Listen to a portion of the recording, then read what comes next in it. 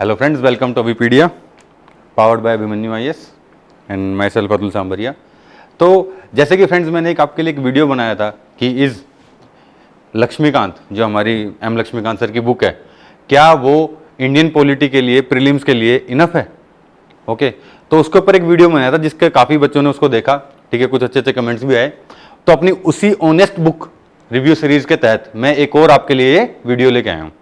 सो चलिए स्टार्ट करते हैं। और आज भी हम एक बहुत इंपॉर्टेंट और एक बहुत मशहूर किताब है, जो one of the most famous books, okay, in the case of modern India, okay, and that book is a brief history of modern India by mister Rajiv Ahir. IPS हैं राजीव अहीर सर, और उन्होंने इस बुक को अभी 3-4 एडिशन इसके हो गए हैं, आए हैं। अभी लेटेस्ट वर्जन आया 2018-2019 के अंदर, ओके, जिसके अंदर ये भी एडिशन है कि पहले ये जो बुक थी ये सिर्फ सोशल रिलीजियस मूवमेंट को कवर करती थी, और उसके बाद 1857 से लेकर 1947 तक कवर करती थी, और एक्सपेंड होते होते अब ये बुक है जो ये 1707 से लेके, या फिर एडवेंट ऑफ यूरोपियन से लेके, एडवेंट ऑफ यूरोपियन से स्टार्ट होती है और वहां से फिर चलते चलते अब ये पोस्ट इंडिपेंडेंस इंडिया तक कवर करती है।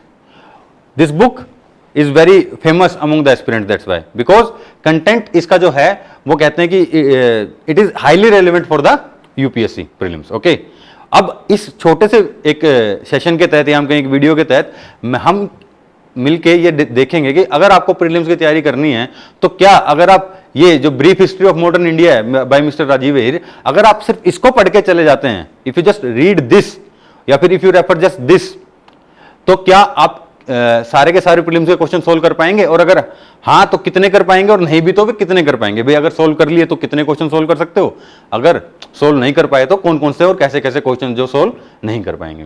मैं आपको पहले बता रहा हूं, इस सेशन के अंदर जो मैं प्रीवियस ईयर क्वेश्चन का जो एनालिसिस देने वाला हूं, जिसके तहत हम इस बुक को जो एक पैरामीटर है हमारा, वो मैंने प्रीवियस ईयर क्वेश्चंस को ही लिया है, और मैंने सिर्फ 2017, 18 और 19 का ही पेपर लिया है, क्योंकि 2017, 18, 19 से पेपर में मैंने आपको पता है कि थोड़ी डिफरेंट पेपर आने लगे हैं, बल्कि मेनली 2018 और 2019 से ही पेपर थोड़ा सा अलग आने लगा है। प्रीलिम्स के पेपर के अंदर थोड़ी सी डिसरप्शन है। ओके, तो चलिए स्टार्ट करते हैं। तो पहला आपको दिखिए, if you are preparing for general studies for IAS, ठीक है, is reading spectrum brief history of modern India enough for modern history? This is the title of our today's lecture. Okay, तो चलिए चलते हैं आगे। सबसे पहले जब भी हम बात करते हैं किसी बुक की, तो हमें पहले यह तो पता होना चाहिए ना कि आखिर हम उस बुक के अंदर ढूंढ क्या रहे हैं। तो अगर आप इस बुक के अंदर आपको क्या क्या ढूंढना चाहिए, इसके लिए मैं आपको बता रहा हूं कि जो मॉडर्न इंडिया का जो सिलेबस है उसके अंदर क्या क्या आखिर होता है। तो चलिए स्टार्ट करते हैं। सबसे पहले parts of modern history in new scheme of syllabus of UPSC। Okay, UPSC की नई स्कीम के अंदर क्या है, ये मैं आपको यहां पे बात आपसे मैं करने वाला हूं। चलिए, सबसे पहली चीज है जो UPSC की स्कीम के अंदर जो क्वेश्चन आते हैं, वो आते हैं एडवेंट ऑफ यूरोपियन से, जो आए थे 1600 ऑनवर्ड्स, 1597 से अगर हम ज्यादा प्रिसाइजली जाएं, तो एडवेंट ऑफ यूरोपियंस, और कैसे कैसे उन्होंने इंडिया के जो एक इंडिया के अंदर अपना राज्य या फिर कहीं अपना एम्पायर है वो धीरे धीरे स्थापित किया। तो क्या brief history of modern India के अंदर जो बुक है उसके अंदर ये कवर्ड है? हाँ, इन न्यू एडिशन के अंदर ये कवर्ड है, न्यू एडिशन के अंदर ये कवर्ड है। ओके, नेक्स्ट अगर हम बात करें तो decline of Mughals and rise of British empire, जो मैं आपको बता रहा था, ये मतलब कि जो लेटर मुगल्स के टाइम की जो बात है वो हमें करनी है यहाँ पे। तो क्या ये यहाँ पे दिया हुआ है? यस, इस वाली बुक के अंदर आपको ये मिल जाएगा। ओके, इस वाली बुक के अंदर ये आपको मिल जाएगा। Next, social religious movements from Brahmo Samaj onwards, Indian renaissance जब आई थी उसके बाद की जो जितनी भी सोशल रिलीजियस मूवमेंट है, क्या उन सबकी डिटेल इस बुक के अंदर है? तो अगेन आप यहाँ पे टिक कर सकते हैं, यस, ये सारी की सारी इसके अंदर डिटेल ऑलरेडी अवेलेबल है। नेक्स्ट है अपना ब्रिटिश एडमिनिस्ट्रेशन। ब्रिटिश एडमिनिस्ट्रेशन मतलब कि ब्रिटिशर्स बहुत सारी अलग अलग पॉलिसीज लेके आए थे, आपको जैसे कि पता है, ठीक है। पहले रिंग एंड फेंस उनकी पॉलिसी थी, ठीक है। उसके बाद फिर लॉर्ड डलहौजी ने आके और ज्यादा एग्रेसिव पॉलिसीज लेके आए वो। उसके अलावा वो इंडिया के अंदर सिविल सर्विसेज उन्होंने स्थापित किया, इंडिया के अंदर एजुकेशन सिस्टम उन्होंने एक नया लेके आए, नया लॉ सिस्टम लेके आए। ओके, सेपरेट किया उन्होंने, लॉर्ड कॉर्नवालिस ने आके अलग अलग कि जुडिशरी अलग रहेगी, एग्जीक्यूटिव अलग रहेगी, लेजिस्लेचर का फंक्शन अलग किया। तो जितने भी रिफॉर्म्स थे उन्होंने जितने भी ले गए, क्या वो इस बुक के अंदर अवेलेबल है ब्रिटिश एडमिनिस्ट्रेशन के अंदर? और सबसे इंपॉर्टेंट इनके अंदर आएगा ब्रिटिश एडमिनिस्ट्रेशन के अंदर जो उनका टैक्सेशन सिस्टम था, खासकर लैंड रेवेन्यू का जो सिस्टम था, टैक्सेशन सिस्टम था, वो भी यहाँ पे आपके लिए बहुत इंपॉर्टेंट हो जाता है, याद रखिएगा, ठीक है, टैक्सेशन सिस्टम।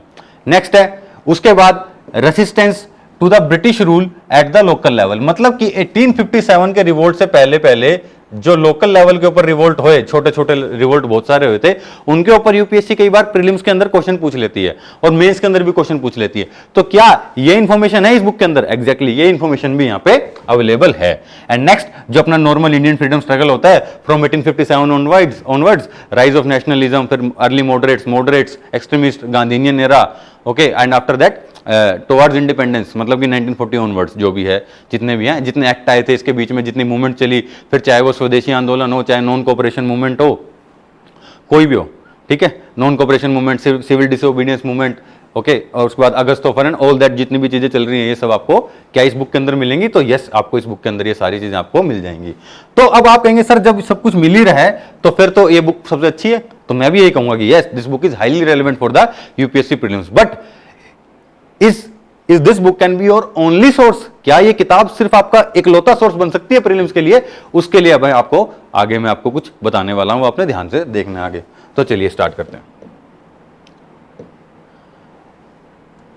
ओके, तो सबसे पहले देख लेते हैं कि मॉडर्न इंडिया से कितने क्वेश्चन आते हैं, और यहीं से मैं इसी के अंदर से आपको कुछ एनालिसिस करके बताने वाला हूं, ठीक है। तो अगर हम ईयर वाइज ब्रेकअप देखें यूपीएससी क्वेश्चंस का मॉडर्न इंडिया पे, तो ध्यान से आपको देखना पड़ेगा कि 2017 के अंदर, सिर्फ मैं मॉडर्न इंडिया की बात कर रहा हूं, और मॉडर्न इंडिया जब मैं यहां पे बात कर रहा हूं तो इसमें मैंने आपको जैसे पहले बताया दिया, एडवेंट ऑफ यूरोपियंस से लेके फिर 1707 onwards, decline of Mughals and rest, फिर अपना इंडियन फ्रीडम स्ट्रगल, ये सारी की सारी चीजें आती हैं। ओके, ये मैं मॉडर्न इंडिया की बात कर रहा हूं, मैं modern India, not only Indian freedom struggle. Okay, modern India की मैं कहीं ना कहीं बात करता हूं। कुछ क्वेश्चन आ जाते हैं, मैं आपको बताऊंगा कि जिसके लिए मैं इसको मॉडर्न इंडिया टर्म यूज कर रहा हूं। चलिए, अब 2017 के अंदर सिर्फ मॉडर्न इंडिया से टोटल सिर्फ 7 क्वेश्चन आए थे। ओके, 2018 के अंदर फिर बढ़ गए क्वेश्चन, 13 हो गए, और 2019 के अंदर फिर 6 क्वेश्चन आए थे। अब 2017 के अंदर क्या जो हमारी स्पेक्ट्रम की बुक है, ओके, द स्पेक्ट्रम बुक, क्या उससे सारे के सारे क्वेश्चन सोल्व हो सकते थे? आंसर है नहीं। 7 में से 4 क्वेश्चन लेकिन सोल्व हो सकते थे, 7 में से 4 क्वेश्चन यहां से सोल्व हो सकते थे। ओके, जो जो क्वेश्चन नहीं सोल्व हो सकते तो मैं आपको आगे बताने वाला हूं इसी वीडियो के अंदर, तो वीडियो आपने लास्ट तक देखना है। और अगर अभी तक आपने हमारे चैनल को सब्सक्राइब नहीं किया है तो अभी पीडिया, जो कि अभिमन्यु आईएएस का ऑनलाइन प्लेटफॉर्म है, अभिमन्यु आईएएस ने अब तक 2000 से ज्यादा जो यूपीएससी एस्पिरेंट्स हैं उनको अपनी सफलता की सीढ़ियां चढ़ाई हैं उन्होंने अभी तक। तो आप हमारे प्लेटफॉर्म के साथ जुड़ेंगे, आपको एक्सपीरियंस और जो नए टीचर हैं उन सबका आपको एक बेहतरीन मिक्स आपको मिलेगा। ओके, चलिए नेक्स्ट, 2018 के अंदर 13 क्वेश्चन थे, और इस 13 में से कितने क्वेश्चन सोल्व हो सकते थे?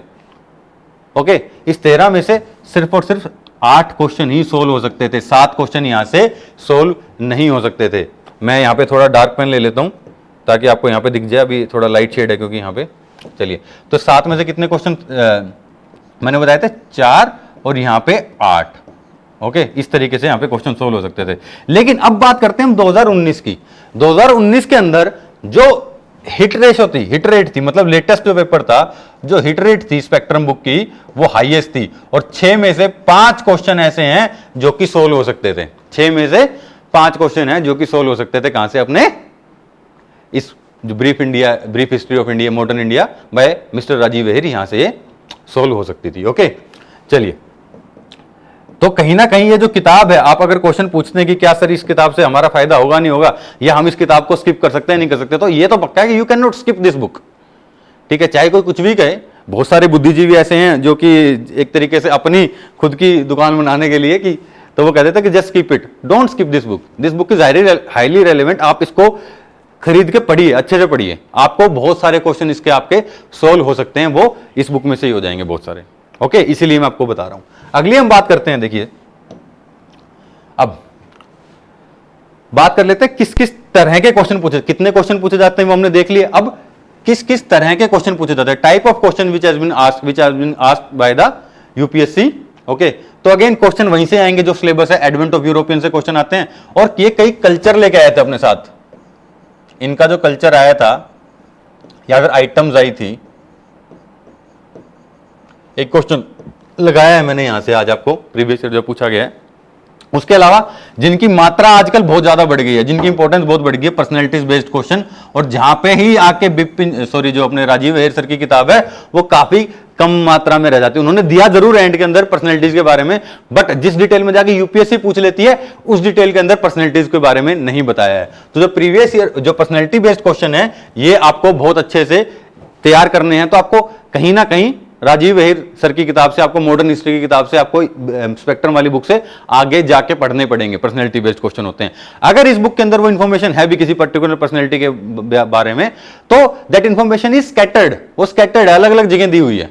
तो इकट्ठे या तो आप नोट्स बनाएं प्रॉपर तरीके से, अगर आप नोट्स नहीं बनाते हैं तो वहां से क्वेश्चन सोल्व करना बहुत मुश्किल हो जाता है। क्यों? क्योंकि स्टेटमेंट बेस्ड क्वेश्चन होते हैं, और स्टेटमेंट बेस्ड क्वेश्चन में फॉर एग्जांपल 3 स्टेटमेंट्स हैं या फिर 3 आपको मैच करने हैं पर्सनैलिटीज के साथ, उनकी ऑर्गेनाइजेशन या फिर उनके काम, ठीक है। तो इश्यूज के अंदर ये हो जाता है कि जो 1 या 2 उनके अंदर ऐसी स्टेटमेंट होगी जो आप समझ नहीं पाओगे।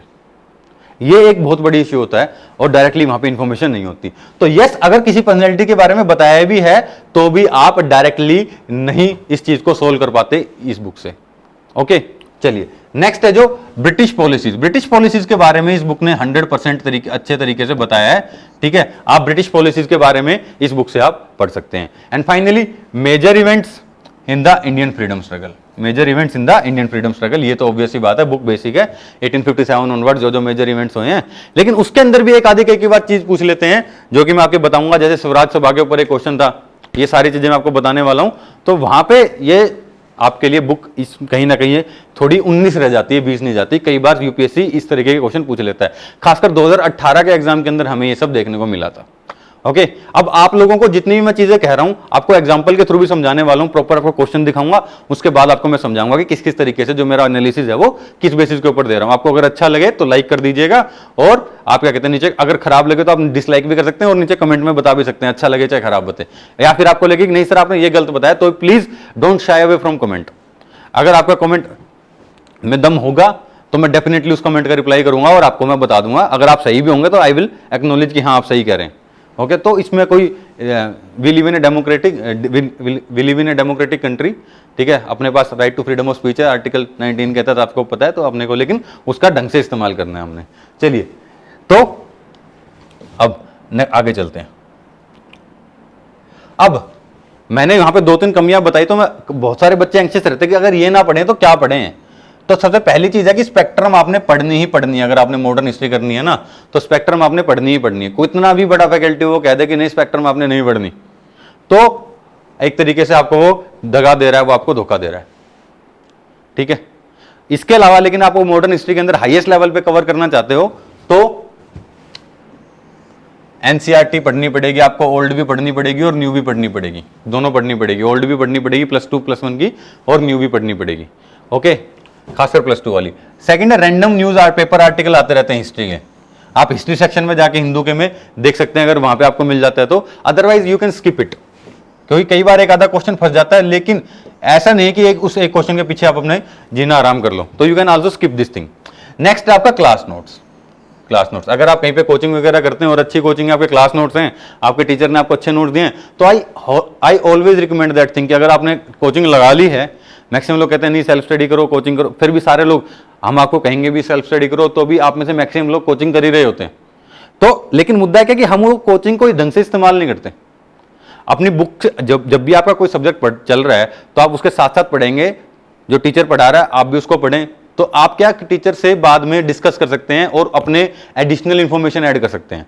इसीलिए क्लास नोट्स, अगर आप कोचिंग नहीं लगा रहे हैं, क्लास नोट्स आप नहीं लगा रहे हैं, आपके पास नहीं है, तो what you can do, you can refer to TMH. TMH की जो मैनुअल होती है उसके अंदर भी काफी इंफॉर्मेशन होती है, ठीक है। कई लोग, और एक आधा क्वेश्चन है वो तमिलनाडु हिस्ट्री से ही फंस जाता है, लेकिन तमिलनाडु हिस्ट्री से क्वेश्चन डायरेक्टली नहीं फंसता, एक आधी स्टेटमेंट कोई फंस जाती है। अदरवाइज मॉडर्न हिस्ट्री के लिए तमिलनाडु की जो +2 की बुक है वो इतनी अच्छी, मैं इतना अच्छा सोर्स नहीं मानता, लेकिन पिछले 2-3 साल में से वहां से क्वेश्चन निकल रहा है, ठीक है। इसके अलावा जो किताबें आपने नहीं पढ़नी बिल्कुल भी, वो हैं एक जैसे कि सुमित सरकार की किताब आती है, बहुत सारे बच्चे उसको रेफर करते हैं एक आधी स्टेटमेंट के लिए, वो आपने बिल्कुल नहीं पढ़नी। प्लासी टू पार्टीशन आती है, अगर आपको तैयारी करनी है तो आपको ये सब बुक पढ़ने की जरूरत नहीं है। बिपिन चंद्रा जो है वो ओल्ड एनसीईआरटी ही है, तो वो आपको कवर हो जाएगी। देखिए हमेशा कम पढ़ो, आगे बढ़ो कि फिलोसफी पे चलने का, ज्यादा किताबें इकट्ठी नहीं करनी। तो ये सारी बुक्स आपने बिल्कुल नहीं पढ़नी है। अगर आपके फॉर एग्जांपल 15 में से 10 क्वेश्चन ही ठीक हुए हैं, पेपर टफ आया है और 15 में से आपके 10 ही क्वेश्चन ठीक हुए हैं, तो कोशिश आपको बाकी 5 क्वेश्चनों के ऊपर एनर्जी वेस्ट नहीं करनी। कोई बात नहीं, 10 करके आ जाओ, हो जाएगा क्लियर। मुद्दा कि 10 के अंदर एक्यूरेसी हाईएस्ट लेवल होना चाहिए। और एक्यूरेसी कब आती है? पर्सनल लेवल पे, जब आपका माइंड स्टेबल होता है। और स्टेबल कब होता है? जब आपके पास जो इन्फॉर्मेशन होती है उसके ऊपर आपकी क्लैरिटी होती है, ना रादर देन कि आपने अपने माइंड में इन्फॉर्मेशन एक तरह ठूस ली, एकदम पूरा भर लिया इन्फॉर्मेशन से। इन्फॉर्मेशन कम होती है, वो प्रोसेस होती है, तो आपके माइंड में फिर वो क्लैरिटी बनी रहती है। ओके, ये सारी चीज आपने यहां पे ध्यान रखनी है। चलिए, क्योंकि टीएमएच या फिर मैनुअल है वो मैक्सिमम कोई ना कोई, आपने जब तैयारी शुरू करते हैं तो एक होता है ना, वो जैसे स्कूल में आप जाते थे पहले, तो जाते थे एक सेट दे देते थे कि ये सेट है आपका, इसमें कॉपी भी होती है, सब कुछ होता था। तो टीएमएच की जो मैनुअल है वो कहीं ना कहीं उस सेट का पार्ट है। तो आप लोगों, मैक्सिमम लोगों के पास आपके पास पड़ी ही होगी। और दूसरा, अगर पुरानी भी पड़ी है तो नई खरीदने की जरूरत नहीं है, क्योंकि हिस्ट्री है वो अपडेट हुई भी नहीं है कुछ खास इतना। ओके, अगर 2-3 साल आपके पास पुरानी भी है तो you can still use that.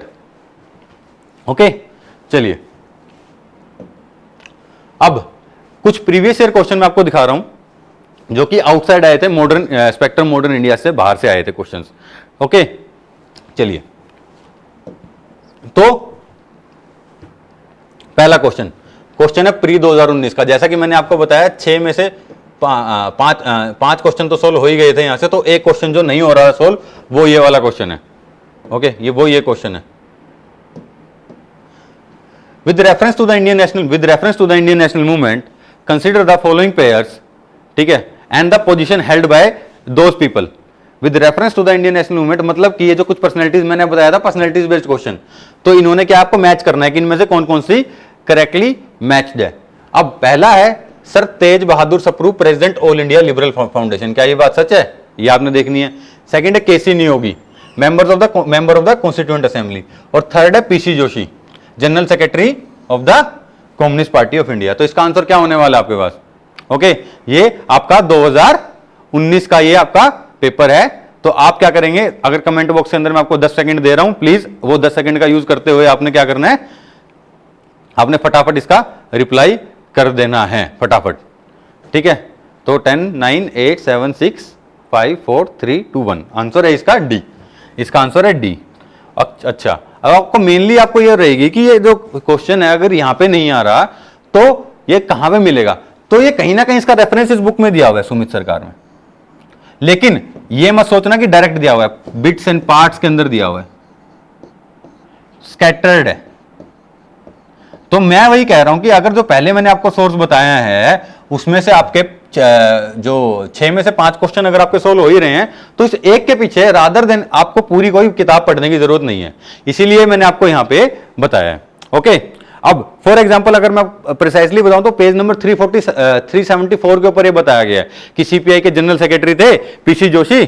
Okay, लेकिन इतना वो लेसर नोन पर्सनैलिटी है जब हम बात करते हैं पीसी उसकी जो कम्युनिस्ट पार्टी ऑफ इंडिया की हम बात करते हैं। तो ओके, मेनली एम.एन. रॉय को जानते हैं, कार्वे को जानते हैं हम, डीके कार्वे को, लेकिन उनको हम नहीं जानते इतना, पीसी जोशी के बारे में हमें नहीं पता।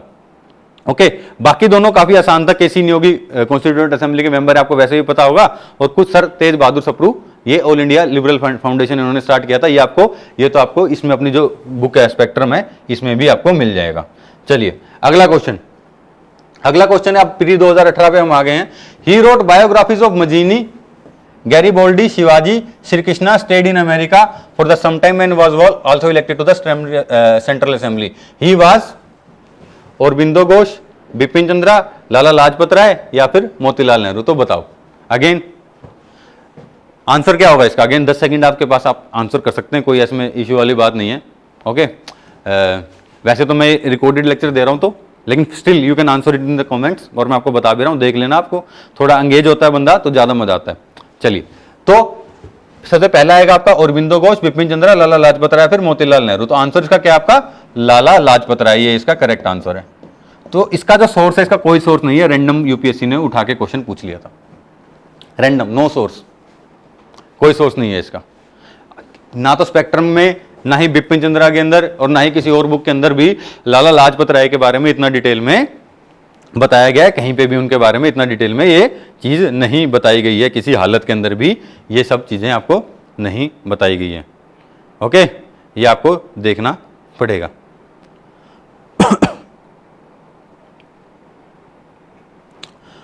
अगर आपको कहीं ना कहीं ये जो दिख सकता है, तो मैं बता रहा हूँ रैंडम कहीं पे है ही नहीं, किसी पर्टिकुलर बुक के अंदर, किसी स्कूल वगैरह की किताब में कभी पीछे कहीं पे कोई ऐसा बॉक्स वगैरह होगा जिसमें ये दिया हुआ है, वरना तो ऐसे क्वेश्चन आपने क्या करने चाहिए, आपको अगर नहीं पता तो आप स्किप कर सकते हैं। मैं पर्सनली ये क्वेश्चन करके आया था और सही करके आया था, लाल लाजपत राय लगा के आया था, ठीक है, क्योंकि मैंने उनके बारे में थोड़ा कहीं पे बायोग्राफी वगैरह के अंदर कहीं पे मैंने वो पढ़ा था।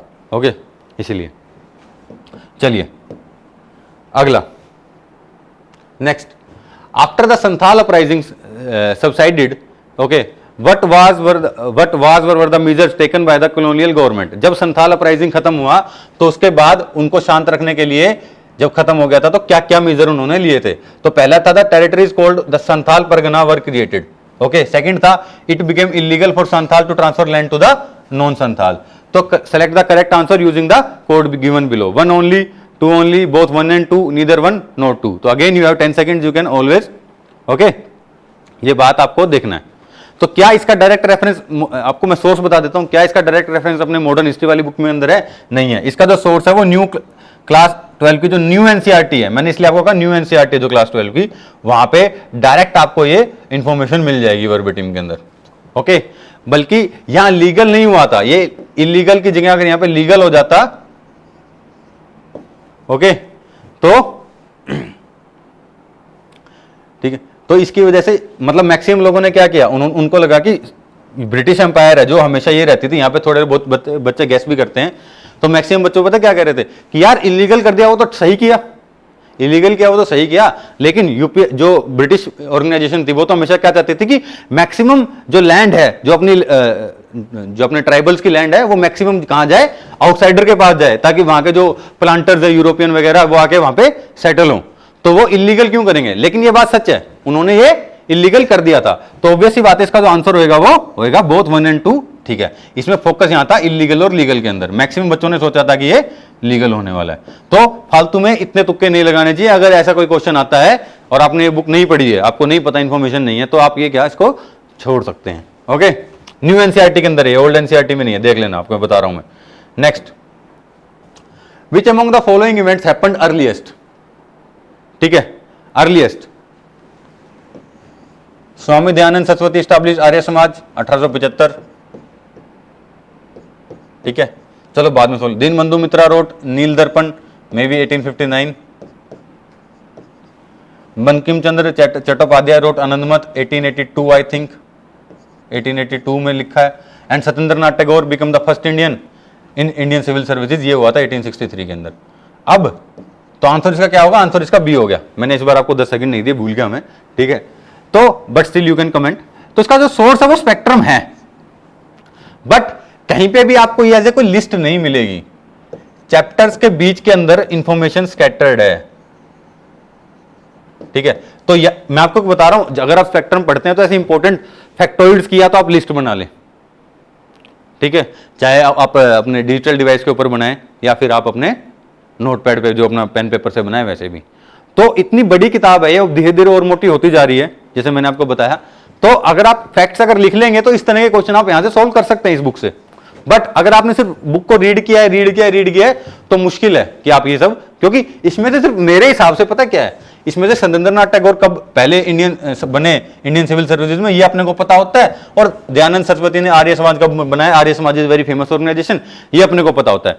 नील दर्पण दीनबंधु मित्रा ने लिखा था, ये पता है। इंडिगो की जो खेती करते थे उनके बारे में, उनकी जो प्लाइट है उनको दिखाने के लिए, इंडिगो की जो खेती होती थी वहां पे फार्मर्स की प्लाइट दिखाने के लिए उन्होंने ये सब दिखाया था, ये प्ले क्रिएट किया था, वो पता है सबको।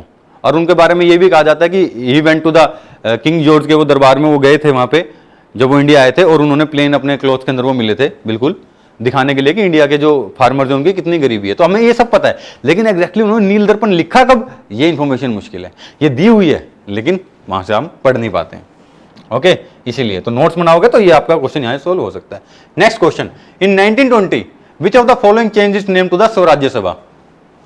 1920 के अंदर इनमें से किसने अपना नाम स्वराज्य सभा बना लिया था? ये रैंडम अगेन क्वेश्चन, कहीं पे भी आपको गूगल सर्च में मिल जाएगा। रैंडम मतलब कि गूगल सर्च में आपको मिल जाएगा, लेकिन रेगुलर किताबों के अंदर ये नहीं मिलेगा आपको, गूगल सर्च में मिल जाएगा, कोई रैंडम बुक निकलेगी वो। तो ये है all India home rule league, B Hindu, आप कमेंट करिए नीचे, C South Indian liberal foundation, and D servants of India society. ये सारी की सारी चीजें आपको यहाँ पे देखनी है, अपने चारों के चारों ऑप्शन देख लिए। अब स्वराज्य सभा, आपको पता है ऑल इंडिया होम रूल के लीग के बारे में हमें पता है, हिंदू महासभा का नाम अभी तक हिंदू महासभा ही है, सर्वेंट्स ऑफ इंडियन सोसाइटी का नाम भी अभी तक सर्वेंट्स ऑफ इंडियन सोसाइटी है, but still all India home rule और साउथ इंडियन लिबरल फेडरेशन के अंदर ये आपको कहीं ना कहीं कंफ्यूज कर देता है। और क्योंकि बच्चों ने पढ़ाना था तो काफी बच्चे ऐसे थे जो कि साउथ इंडियन लिबरल फेडरेशन लगा के आए थे, लेकिन इसका आंसर था all India home rule. All India home rule किसने स्टार्ट किया था? एनी बेसेंट ने।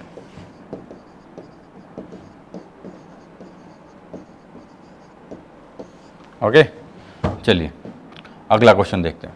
तो होपफुली आपको सेशन अच्छा लग रहा होगा। ठीक है, नेक्स्ट है the staple commodities of export by the English East India company from Bengal in the middle of 18th century are, again जो मैं आपको कह रहा था ना, यूरोपियन कल्चर, ये क्वेश्चन आया वहां से, European culture. This question came from directly from there. ठीक है, staple commodities of export by English India company from Bengal in the middle of 18th century. कई बार यही पूछ लेते हैं कि टमाटर कौन लाया, पोटैटो कौन लाया, सोल्ट पीटर कौन लाया। ठीक है, सोल्ट पीटर इंडिया में था या एक्सपोर्ट होता था, ये सारी चीजें पूछ लेते हैं। ओके, तो कहीं ना कहीं 2018 के अंदर ये क्वेश्चन आया था। ठीक है, कि 18th सेंचुरी के अंदर ईस्ट इंडिया कंपनी मेजरली क्या एक्सपोर्ट करती थी, वो भी middle of 18th century. Okay, तो raw cotton, oil seed and opium करती थी, शुगर, सोल्ट, जिंक करती थी, copper, silver, gold, spices and tea करती थी एक्सपोर्ट, या फिर cotton, silk, saltpetre and opium करती थी। तो इसका आंसर है डी, क्योंकि सोल्ट पीटर एक बहुत बड़ी कमोडिटी थी जिसको एक्सपोर्ट होती करती, जिससे इसे यूज होती थी बुलेट्स बनाने में, कारतूस बनाने में बोलते हैं। ओके, और ये कहां से? डायरेक्ट न्यू एनसीईआरटी से आया है। तो न्यू एनसीईआरटी से दो क्वेश्चन है, तो न्यू एनसीईआरटी को बिल्कुल नहीं छोड़ना आपने।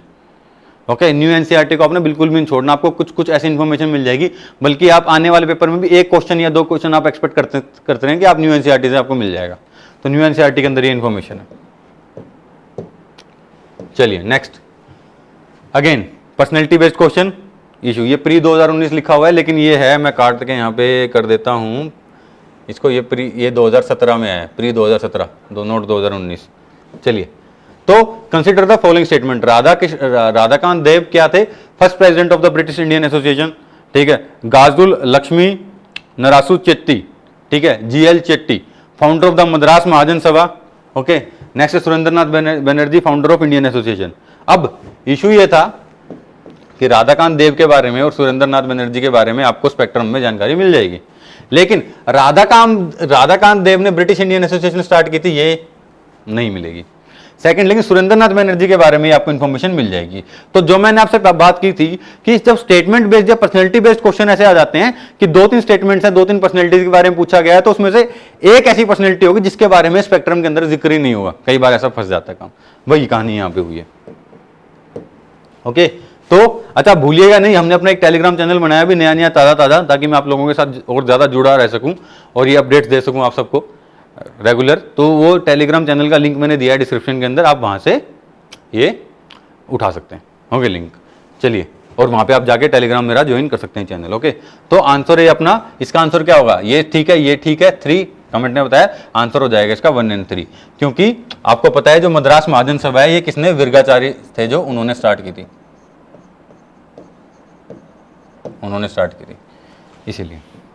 लेकिन ये जो पीछे चार्ट वगैरह दिया है ना, वहां से ये इन्फॉर्मेशन मिल सकती है, मतलब कहीं ना कहीं डायरेक्ट इन्फॉर्मेशन ये आपको नहीं मिलने वाली, क्योंकि okay, next, the factories act 1881 passed with a view to fix wages of the industrial workers to allow for the workers to form trade unions. Trade unions form करने के लिए बात हुई थी। The factories act 1881 was passed with a view to fix the industrial workers and allow to form trade unions. क्या ये हो सकता है 1881 के अंदर? उस टाइम ट्रेड यूनियन, ठीक है। अब ये कॉमन सेंस होनी चाहिए, ठीक है। नेक्स्ट है, N M Lokhande was pioneering organisation of the labour movement in the British India. इनमें से कौन सी स्टेटमेंट करेक्ट है? तो you can give answer in the comment box. Okay, again ये जगह सोर्स है जो वो क्लास 12 की तमिलनाडु की हिस्ट्री बुक में मिल जाएगा। लेकिन 3 साल के अंदर अगर एक आपको मिल भी गया रेफरेंस तो क्या हो गया, ठीक है। यू तो मिस्टर चेट्टी का रेफरेंस भी है तमिलनाडु की हिस्ट्री बुक में, लेकिन बहुत ही फिर वो कान ऐसे पकड़ने वाली बात हो जाती है, वरना इसमें कोई है नहीं ज्यादा। तो आप क्या कर सकते हैं, आंसर इसका क्या होगा? इसका आंसर होगा आपका 2 ओनली। ओके, 1821 के अंदर तो बड़े बेसिक से इंडस्ट्रियल एक्ट के अंदर, बहुत बेसिक से फैक्ट्रीज एक्ट के अंदर तो क्या कहते हैं, चाइल्ड लेबर को भी ढंग से डिफाइन नहीं किया था, फिर थोड़ा बड़ा फिर 1891 के अंदर फैक्ट्रीज एक्ट आया। तो ये सब बातें होती, उस टाइम ट्रेड यूनियन की तो बात ही नहीं होती थी, कहाँ बात होती थी। ओके चलिए नेक्स्ट। अच्छा, तो ये अपने आज का जो है प्रोग्राम अपना यहीं पे समाप्त होता है।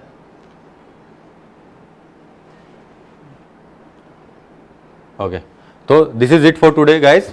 आपको अगर ये वीडियो अच्छा लगे, इसके बारे में आपके जैसे भी प्रक्रिया हो, तो आप प्लीज़ बताइएगा और do subscribe to our channel. Okay, हमारे 7-8 चैनल हैं, उसमें से सबसे नया मैंने एक स्पेसिफिक कंटेंट डालने के लिए, इस तरीके की जो इंटरेस्टिंग चीज़ें हैं उसके लिए, इसमें आपको कभी भी कुछ ऐसा नहीं मिलेगा जो हर जगह मिल रहा है। ओके, इसके अंदर आपको सिर्फ इंपॉर्टेंट अपडेट्स मिलेंगी और कुछ ना कुछ नई चीज़ें मिलेंगी। एक नई अप्रोच के साथ में कुछ यहाँ पे नई चीज़ लेके आने की कोशिश कर रहा हूँ। तो प्लीज़ सपोर्ट मी और please subscribe to our initiative, please subscribe to our YouTube channel. Okay, that's it for today. Have a very nice day, thank you very much.